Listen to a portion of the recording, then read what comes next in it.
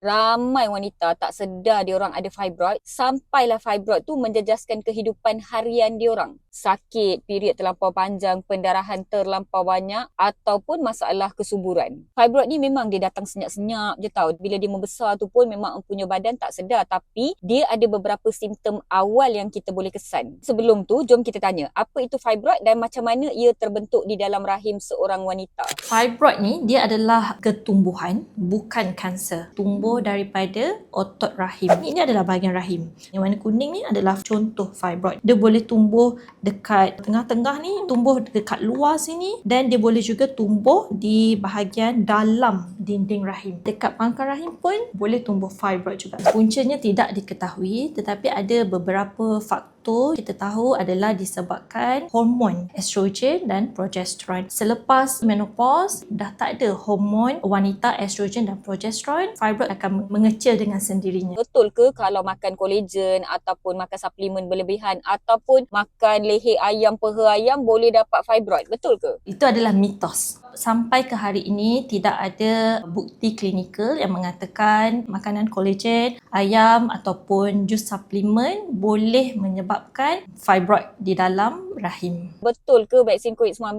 yang menyebabkan fibroid dekat wanita-wanita ni? Tidak. Sebelum COVID lagi, memang dah ramai dah wanita yang ada fibroid. Fibroid ni sangat common. Dalam 2 wanita, seorang akan ada fibroid. Sama ada tahu ataupun tak tahu saja. Sekarang saya nak tanya Dr. Mastura sebab you pakar dalam obstetrics dan gynecology. Kalau seseorang tu ada fibroid, apa simptom awal yang dia tak perasan? Dia bergantung kepada lokasi dia dan saiz fibroid. Simptom yang paling biasa adalah pendarahan yang berlebihan. Jika dapati semasa nak tukar pad tu ada ketulan darah seperti hati ayam, itu sudah menunjukkan yang pendarahan sudah berlebihan. Bila fibroid tu dia punya saiz besar, akan menyebabkan tekanan kepada pundi kencing. Pesakit akan kerap pergi ke tandas. Fibroid yang besar juga boleh menghimpit usus besar. Jadi dia akan mengganggu sistem buang air besar. Pesakit boleh rasa sakit semasa hubungan intim dan kadang-kadang semasa datang haid, pesakit juga akan merasakan sakit yang mengganggu aktiviti harian. Kalau seseorang tu dah didiagnose dengan fibroid, adakah pembedahan satu-satunya pilihan rawatan ataupun ada pilihan lain? Jika ada pendarahan banyak, doktor akan bagi ubat untuk berhentikan pendarahan. Jika ada sakit, doktor akan bagi ubat untuk tahan sakit. Ada juga alat untuk masuk dalam rahim dan juga ubat hormon. Lebih kepada untuk mengawal simptom. Kadang-kadang kita sudah start rawatan dengan ubat-ubatan tetapi pesakit masih mengalami gejala dan kadang-kadang fibroid terlampau besar. Untuk pesakit-pesakit yang begini, pembedahan adalah yang terbaik.